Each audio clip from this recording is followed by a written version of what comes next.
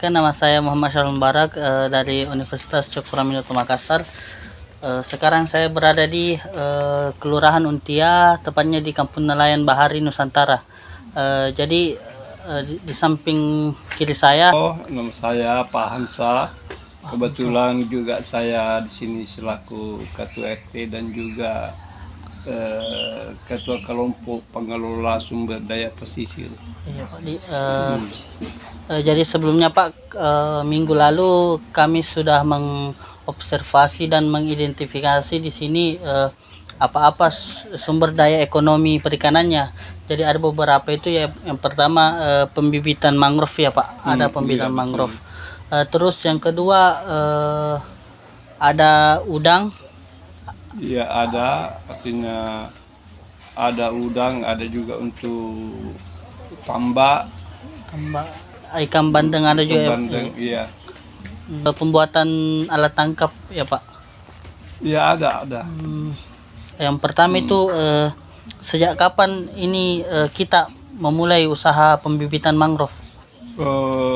Pembibitan mangrove ini sebenarnya sudah lama, sejak tahun 2007 dulu, tapi waktu itu saya belum jadi ketua, tapi setelah kita punya senior sudah tidak ada, jadi saya dijadikan oleh ketua dengan siapa namanya ini, dari Perikanan dan Kelautan. Kelautan provinsi Pak di Kota Madya. Kota Mas. Iya. Ya. Apa yang membuat nelayan-nelayan sehingga membentuk usaha pembibitan mangrove? Begini, dulu tahun karena dulu di sini setiap 10 tahun itu ada angin puting beliung. Angin puting beliung. Jadi sedangkan di sekitar wilayah ini Untia, terutama ini desa nelayan ini belum begitu padat mangrove-nya, maka pemerintah setempat kerjasama dengan perikanan, kelautan untuk melindungi wilayah ini dengan begitu untuk penanaman mangrove. Begitu Pak. Jadi pemerintah setempat di Kelurahan Untia membuat wadah dan bekerja sama dengan pemerintah perikanan.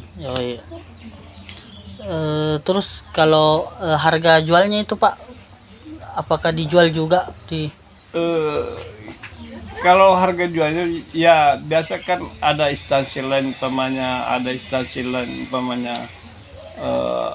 pengadakan penanaman seperti sekolah-sekolah, biasa dari seperti kita akademisi untuk penanaman, ya kita jual itu perbatannya itu sekitar, sekarang 2.000, dulu cuma 1.000, tapi sekarang sudah 2.000 satu batang.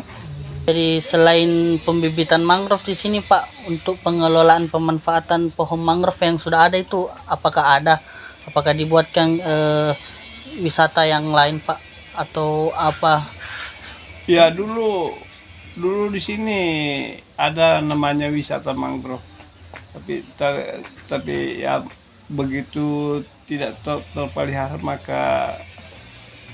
maka itu tempat wisata sekarang sudah hancur. Iya. Mungkin tahun-tahun akan datang akan diperbaiki oleh untuk generasi selanjutnya Pak di sini. Iya. Terus waktu 2007 itu Pak, dana untuk membuat pemanfaatan mangrove dan penjualan pembibitan itu dapat dari mana Pak? Apakah hasil dari pemerintah setempat atau pemerintah setempat kerjasama dengan perusahaan-perusahaan yang lain Pak? Ya, banyak sebenarnya perusahaan-perusahaan dulu yang bantu kita pada waktu itu.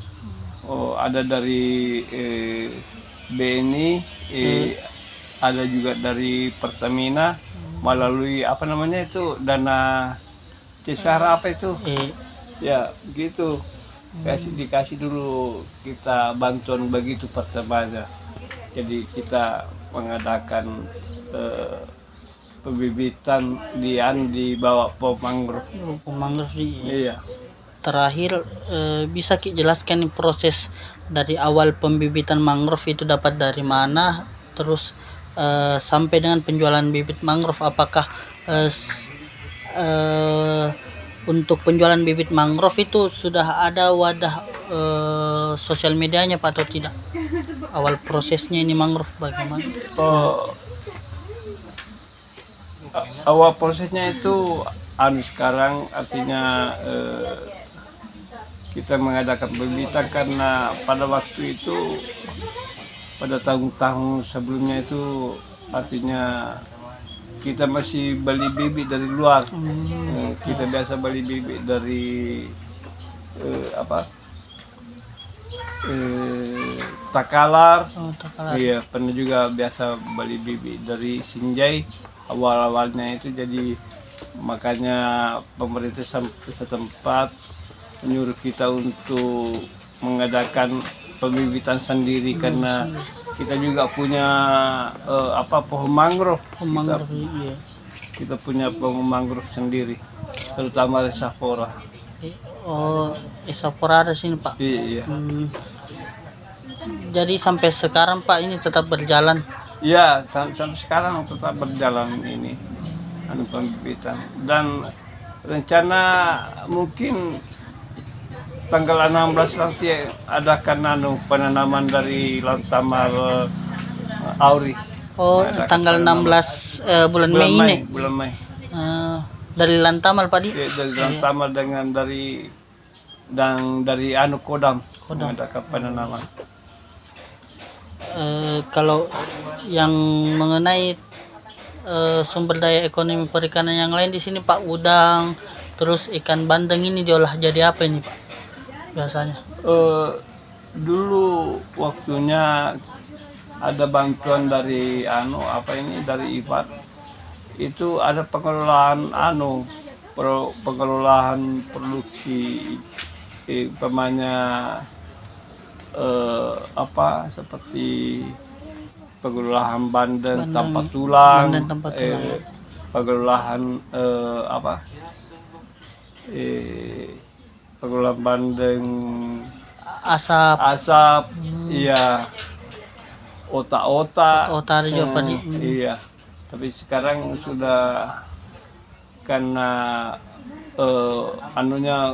artinya dari pembesarannya kurang maka otomatis berhenti sendiri. Iya, karena kurang pemasaran. Berarti yang kasih tidak berjalan sampai sekarang ini sumber daya perikanan ikan bandeng dan udang di sini Pak, memang tidak ada yang bisa memasarkan. Iya, dari segi pemasarannya. Dari segi pemasaran itu. Tapi untuk dananya itu Pak dulu IFAD yang IFAD yang memberikan itu. IFAD itu dana dari itu luar negeri. Luar negeri ya. Iya. Tapi melalui perikanan dengan kelautan. Tapi kalau pembuatan alat tangkap Pak, apakah masih berjalan? Iya, sekarang kalau artinya untuk alat tangkap itu ya masih artinya biasa di sini saya lihat nelayan masih bikin jaring, biasa masih bikin seperti alat tangkap kepiting, alat tangkap udang ya Pak. Iya, alat tangkap udang ya masih ada sebagian nelayan bikin begitu. Jadi di sini terkendalanya karena tidak ada pemasaran yang sampai di luar Pak di. Iya, tidak ada di luar pemasaran Untia. sampai di luar Untia. Jadi mungkin itulah Pak tadi yang mungkin saya tanyakan beberapa ekonomi sumber daya perikanan di sini. Terima kasih Pak, maaf mengganggu waktu Iya, enggak apa-apa. Iya, jadi saya akhiri Pak. Jadi teman-teman, itulah tadi hasil wawancara oleh Pak Hamzah ya Pak. Iya. Oleh Pak Hamzah mengenai ekonomi sumber daya perikanan di sini, pembibitan mangrove dan ikan bandeng, udang dan pembuatan alat tangkap. Mungkin itu yang bisa saya sampaikan. Sekian dari saya. Wassalamualaikum warahmatullahi wabarakatuh. Waalaikumsalam warahmatullahi wabarakatuh.